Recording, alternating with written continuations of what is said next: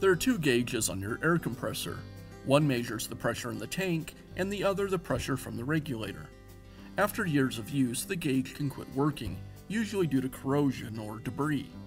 The gauges can be accidentally broken if something falls on the compressor. Replacing the gauge is a repair that you can do yourself, and I'm going to show you how. Before making any repairs to your air compressor, you'll want to make sure it's unplugged and that you've drained the air out of the tanks. I'll begin by removing the old gauge. I'll use a wrench to unthread it from the tank.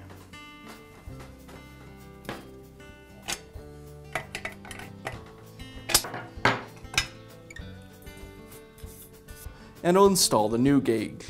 It already has thread sealant on the threads, so it's just a matter of threading it back into the tank.